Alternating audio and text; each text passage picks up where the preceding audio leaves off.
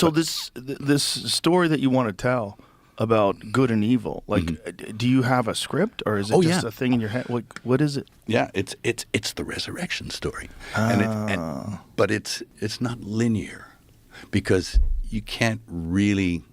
It's hard to understand, so it's got to be put in a framework where you answer a few other questions as well, and you have to juxtapose the event itself against everything else, so that it makes some kind of sense in a bigger picture, which is a hard thing to do. And it took my brother and I and a guy called Randall Wallace, plus my brother and I, took us 6-7 years to write it.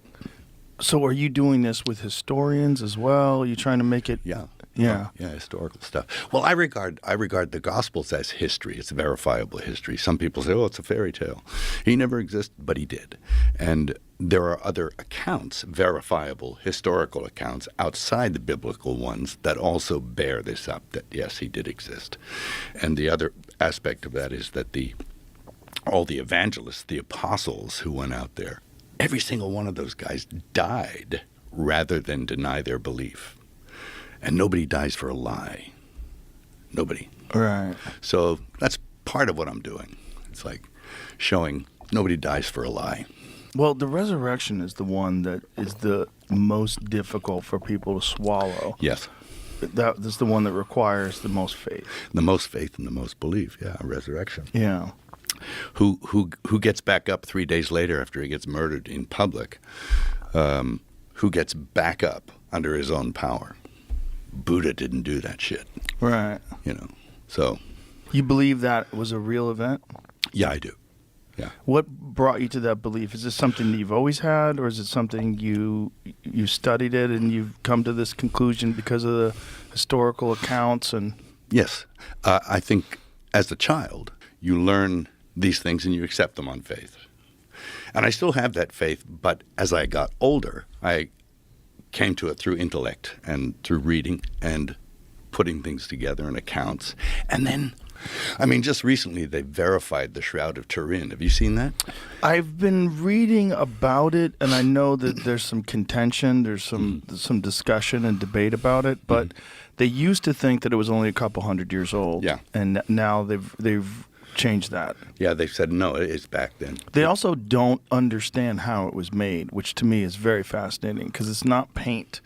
They don't know what caused the image itself and how that technology would have even been available. It wasn't, no. A couple thousand years ago. An intense light, atomic, to leave almost like a photographic imprint on a piece of cloth. Yeah. And it's wild. Pull that up. Pull the Shroud of Turin up. Oh, yeah. It's wild to look at because it's so interesting. Oh, yeah. And you can see it, that it depicts a first-century Hebrew male, because the hairstyle was from the first century, and a Hebrew hairstyle, that he was about 6 feet tall, that he was completely scourged all over his body. He was crucified. That's it there. The one on the left the one on the right is just like an artistic rendition. AI recreation. That's the face. Yeah, click on that one. The face. Yeah, that's good enough. Get that large. That's fucking crazy. Yeah. Scourged, beaten. Yeah. The wounds on the thorns, the hands, the feet, and the scourging, and the hairstyle was from the first century, and the pollens that they found in the cloth were from that region. Yeah. Also, the weave was a first century weave that was typical. And another guy, an archaeologist who I knew, who actually translated the Passion into Aramaic, told me that if you look close, you can see the image of a Tiberius coin marks on the eyes. Now, I don't know if that's real or not. I've never actually checked that, but that there's images of Tiberius on the coin. Because they would put the coins over the eyes? Yeah. So that would date it. But they have now verified that it does actually go back to that time period. For a while, they were testing pieces that had been repaired in the 13th century or, Right. So.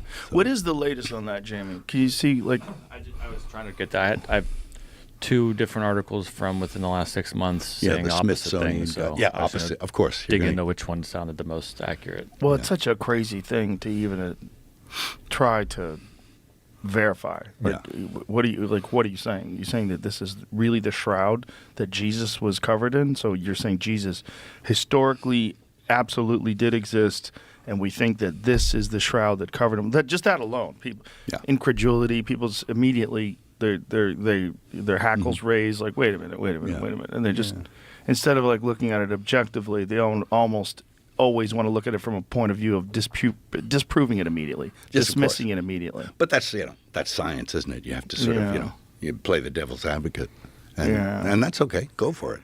Are you aware of Graham Hancock? Oh no, Graham Hancock is he's sort of a historian that has a very he's got a series on Netflix. He's a fascinating guy, and his career started because he was investigating these accounts in Ethiopia of the Ark of the Covenant. Right. And that they believe the Ark of the Covenant is in this one church that's protected by all these monks that wind up getting cataracts and radiation disease and sickness. And they think that it's because they're protecting this Ark of the Covenant, this actual thing, that it's an actual physical thing that's there. And if you touch it, you get zapped. Yeah, and that even being in its presence fucks these people up. Maybe. Who knows? I mean, it's got to be someplace, right? They buried it. They lost track of it. Yeah. But, man, it used to be. And all the stories are if you even touched it, you fall over, because it was constructed electrically somehow. Yeah, like what is that? What's in there? Why is it giving people cancer if they're really protecting it? I think it's the actual structure of the container it's in that is the problem. That's my thought on it. I could be wrong. But I think inside it they have things from like when Moses was like manna and, stuff like that they managed to keep from, like, for example, they say that Golgotha, the place where the crucifixion happened, it's called Golgotha, the place of the skull, because that's where Adam's head is buried. Really? Yes, and that it's also perhaps the same place. And it tells you it's kind of in the same area where Abraham almost sacrifices Isaac. Oh. So it's interesting. Yeah. And it's and the cross, when in any artistic depiction, at the foot of the cross, underneath it is the skull, representing the skull of Adam. Huh. So it's interesting. Yeah.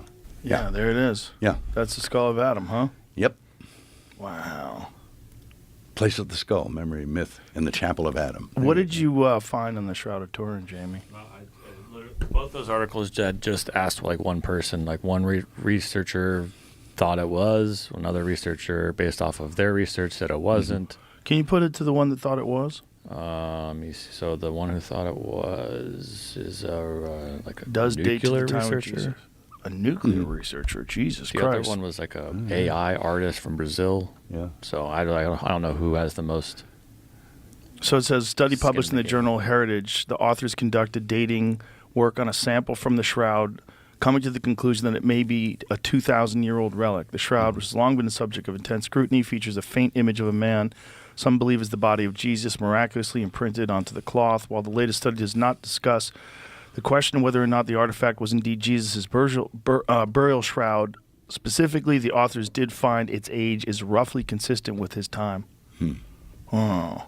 Isn't the Smithsonian guy all for it? I don't know. Maybe that's him. I don't know. But, yeah.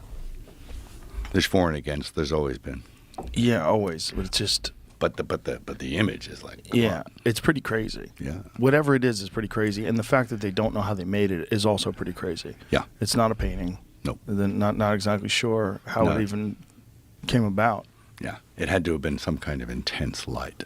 Well, the thought was that even trying to replicate something like that today would be incredibly difficult to do. Sure. It's like an X-ray vision. Yeah. It's like an X-ray. That's what you really see it in the negative only. Right. It's right. crazy. It's like a negative. Yeah. Yeah. Hey, I buy it, but that's not the only reason I buy it. I mean, I think there's other logical reasons why I believe